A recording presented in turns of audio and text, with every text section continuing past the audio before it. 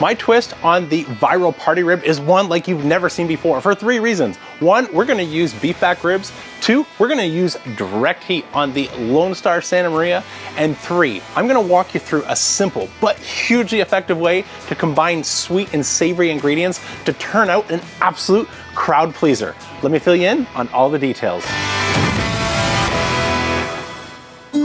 So as you can see, I've already got our beef back ribs on, and that is because we are cooking with real wood coals and things move very quick. So I'll catch you up on everything you need to know. So the first question I get asked most often is, can I do this with something like baby backs or St. Louis ribs?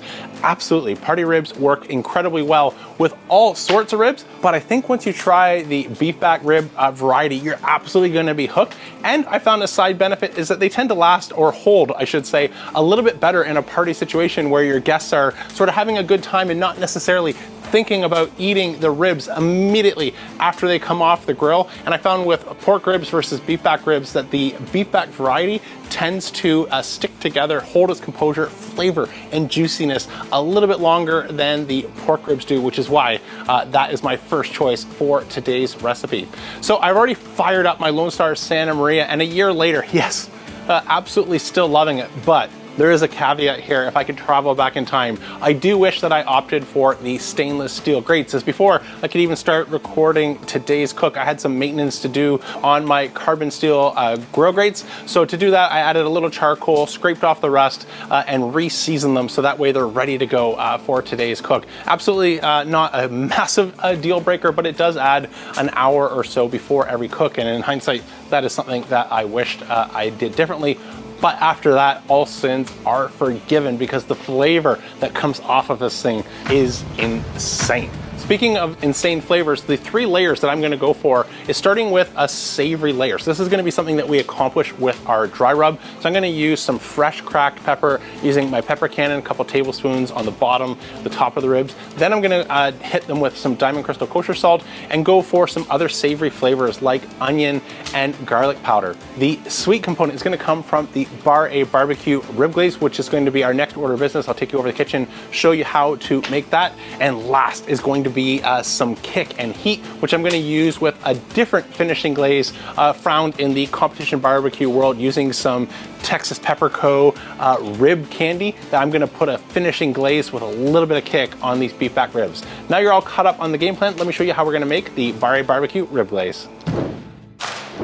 So let's make up our Bar-A-BBQ rib glaze. This is a recipe that Cooper shared with a friend, Al, from Beyond the Food TV last year. I will say, when I went to visit Cooper, he made a couple modifications, one of which I'm going to include, which is using some maple syrup instead of honey. But Cooper has gone on to modify this a couple more times and sells the updated rib glaze recipe on his website. So the one that I'm going to share with you is one that's already posted online, but since they become a Texas Monthly Top 50 joint, they've made a few tweaks to their sauce, and I bought it. I'd encourage you to check it out if you're interested. I'll put a link down below. It's a little thanks and a way of supporting Cooper and the work that his team do. And so I don't want to give away the trade secrets of the version that I bought. So I'm going to share the version that I've modified based off of the one that he shared last year. It's going to be close, but is not identical. So if you're looking for the real deal, be sure to check out the website. So without further ado, let's make it up. So I've scaled this recipe down to make just over a liter. So let's get started with our ketchup. We're gonna do 1.25 cups of ketchup.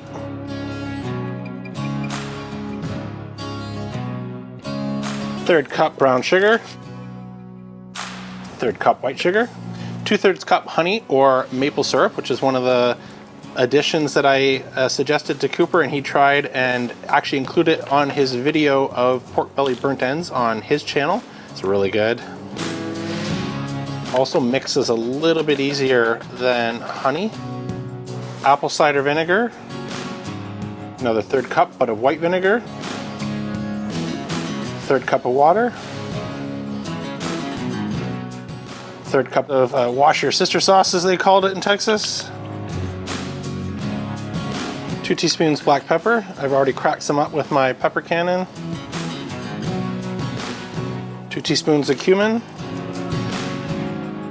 And lastly, the same amount, another 2 teaspoons of onion and garlic.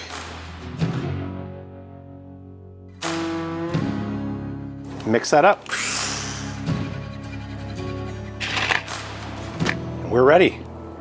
Well, I spend a lot of time thinking about how to perfect my dry rub or getting an even better bark on my brisket. I don't spend a lot of time thinking about the sun and or proper skincare routines.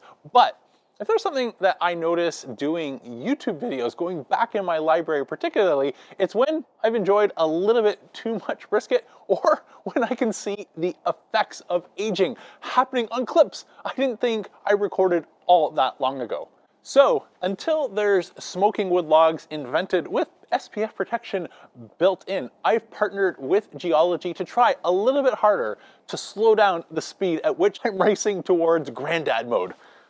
Don't know if my sweater's helping the cause, but that's beside the point. While I may be willing to give up my straight dry edge shave in the morning, I needed something that's simple, no fluffy extras, and actually has science behind it, proving that it works at targeting things I've noticed in my own skin, like the bags under my eyes or some of these sunspots. Geologie isn't a one-size-fits-all solution.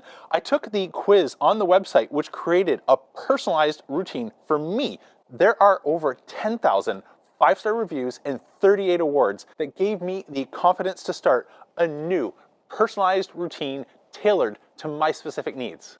If you'd like to join me at reversing some of those flame-kissed skin side effects, be sure to check out the link down below and take the Geologie skincare quiz to create your own personalized routine. And while you're there, when you check out, enter code Bar-A-BBQ70 and grab 70% off your first subscription box of your personalized skincare trial set. Remember, there's also a 50% add-on waiting for you.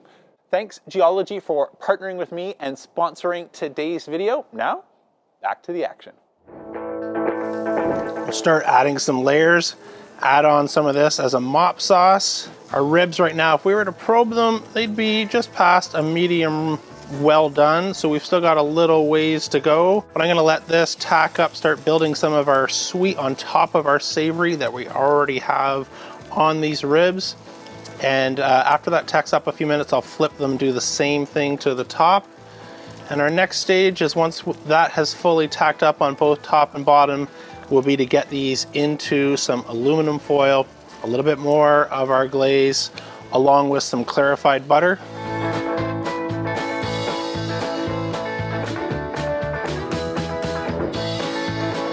Okay, so our ribs have been on for just over another hour and a half, where I've been flipping and basting them with our mop slash rib glaze, giving us the sweet aspect. Now, time to finish up and get to probe tender. So I just checked with my Chef's Temp X10 and we are sitting around 174, 175 degrees Fahrenheit. So this is where I want to now accelerate the cook and make sure that everything is completely tender. So to do that, I'm gonna remove them, get a little bit of clarified butter. Costco sells this in a big bin, makes it nice and easy.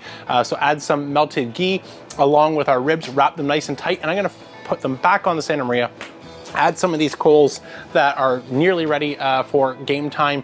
Drop our Santa Maria down low and let those baste meat side down for up to about another hour. I'll keep an eye on them until we are a full probe tender in and around that 200 degrees Fahrenheit. And then it is time to add our kick and go for our finishing presentation before slicing these up for our party rib presentation. So our ribs came up to a temperature of just over 200 degrees Fahrenheit and are probing like butter after just over an hour and a half in the foil wrap with the butter along with some of our Bar-A-BBQ rib glaze. And so now I've moved them to a little bit higher position so I can add high sugar, the Texas Pepperco rib candy, which is a habanero cherry combination that is going to give us a little bit of that sweet heat kick. That, as you can see, is just tacking up for the final preparations before I'm ready to meet you over in the kitchen, slice into them for our taste test.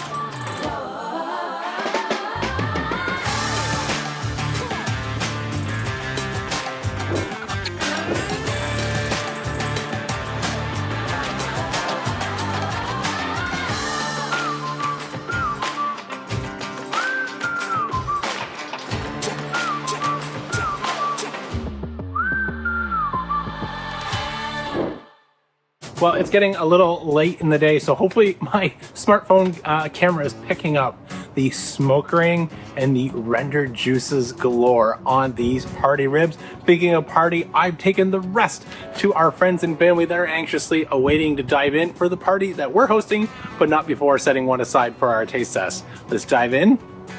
Show you the good side here. See how we did. Cheers.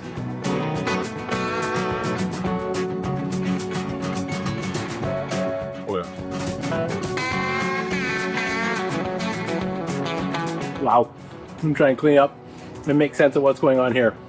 So like your favorite prime rib, which these are based off of, the juices and amazing ribeye flavor, you definitely get that. Then on the tongue, I'm getting exactly what we set out for, those layers of savory, sweet from the Bar-A-BBQ sauce.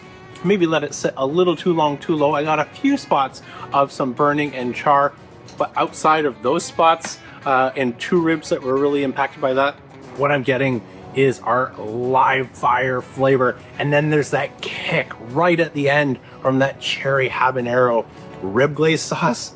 Brings us together into a mighty fine party rib. So again, while you can do these on something like baby backs or St. Louis, I hope you give them a try on beef back ribs. This isn't a cook that gets enough attention, but often you can find an amazing deal at Costco or your butcher because they're just trying to find a home for what's left after the ribeye. And if you can find some thicker ones like I was able to find at my local Costco, this is going to make an amazing summer treat. That's it for today. I'm James from Geologie Ad Barbecue signing off. And remember, don't be afraid to fire it up.